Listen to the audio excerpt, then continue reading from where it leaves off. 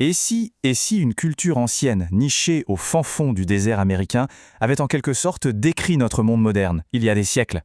Je ne parle pas de vagues prédictions, non, mais de détails d'une précision absolument troublante. C'est ce qu'on va explorer aujourd'hui avec les prophéties du peuple Hopi. Une toile d'araignée géante, pensez-y une seconde. C'est une image forte, transmise oralement de génération en génération. C'est l'une des prophéties Hopi les plus connues. Alors, simple métaphore poétique, ou est-ce que ça pourrait être quelque chose de beaucoup plus littéral? Voilà la question qui nous saute aux yeux, parce que pour beaucoup aujourd'hui, cette toile d'araignée, ce n'est rien d'autre que notre réseau électrique mondial et, encore plus fou, Internet. Alors, comment une telle prédiction a-t-elle pu être possible? Eh bien, pour commencer à comprendre, il faut mettre de côté notre vision bien droite, bien linéaire du temps. Vous voyez, pour les Hopi, le temps, ce n'est pas une flèche qui va de l'avant, pas du tout. C'est plutôt un paysage qu'on traverse, un paysage qui est marqué par des grands cycles de création et de destruction. Et c'est vraiment la clé pour décrypter leur vision de l'avenir. En fait, toute la cosmologie Hopi s'articule autour de mondes successifs. D'après eux, l'humanité a déjà vécu et traversé 3 mondes. Et nous, on vivrait à la toute fin du 4e. Et attention, chaque monde n'est pas détruit par hasard. Non, sa fin est provoquée par le comportement des humains qui finissent par rompre l'équilibre de l'univers. Le premier monde, appelé Tokpela, était un vrai paradis. Les gens communiquaient par télépathie, ils vivaient en parfaite harmonie avec la nature. Mais la corruption est arrivée par la parole, quand elle a été utilisée pour mentir, pour diviser. Le Créateur, en voyant ça, a décidé de purifier le monde par un feu immense, peut-être des volcans ou une sorte de cataclysme solaire. Après le feu, on a eu le deuxième monde, Tokpa. Là, les humains ont développé l'artisanat, le commerce, mais avec le commerce sont venues l'avidité et la soif de possession, le matérialisme. Et pour répondre à cette froideur dans le cœur des hommes, c'est une purification par la glace qui s'est abattue. Une ère glaciaire dévastatrice. Alors là, la description du 3e monde est particulièrement frappante. Les Hopi parlent de grandes cités, d'une technologie très avancée. Ils mentionnent même des patuvota, des sortes de boucliers volants qu'ils utilisaient pour la guerre. Cette civilisation, complètement corrompue par sa propre technologie, a été balayée par un déluge universel, une purification par l'eau. On voit bien le schéma qui se dessine, hein. Chaque monde a une caractéristique principale qui, quand elle est poussée à l'extrême, provoque sa chute. Le mensonge, la cupidité, la guerre technologique, le cycle se répète sans cesse. Ce qui nous amène à notre monde, le 4e, Tokwashi. Et ça pose la question, quel est notre déséquilibre à nous? Et quelle sera l'agent de notre purification? On arrive maintenant à la partie la plus déconcertante.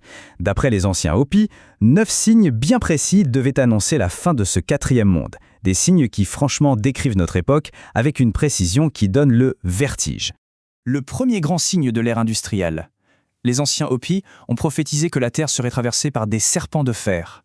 C'est quand même une description parfaite des chemins de fer qui ont littéralement découpé le continent américain et qui ont tout changé, que ce soit les routes de migration des animaux ou la géographie sacrée des lieux. Et que dire de cette image-là?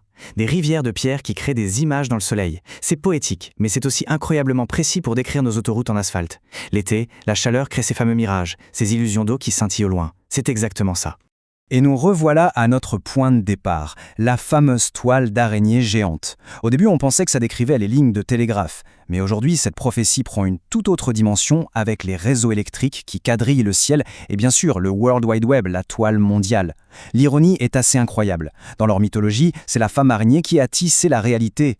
L'homme, lui, tisse une réalité virtuelle qui finit par l'emprisonner. Celle-ci, par contre, fait vraiment froid dans le dos.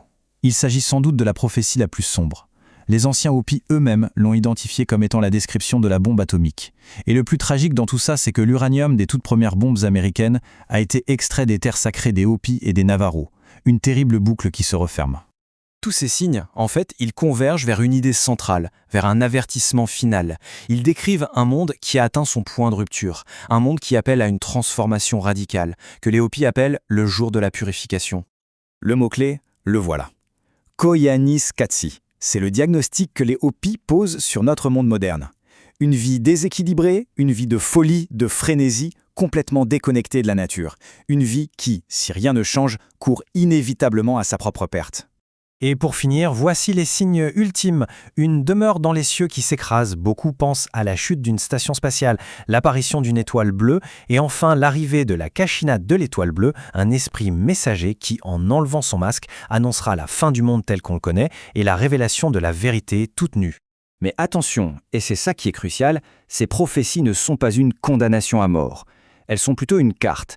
Et cette carte, elle est gravée dans la pierre, sur ce qu'on appelle le rocher de la prophétie. Il nous présente un choix fondamental pour toute l'humanité. Le rocher est très clair. Il montre deux voies. Le chemin du haut, c'est celui de la technologie sans âme, du matérialisme. C'est une ligne en zigzag qui mène droit dans le mur, à la destruction. Le chemin du bas, lui, il est droit, il est simple. C'est la voie de l'harmonie avec la Terre qui mène à un avenir viable et durable. Le message est limpide, la direction que l'on va prendre, c'est à nous de choisir. Au final, la question reste entière.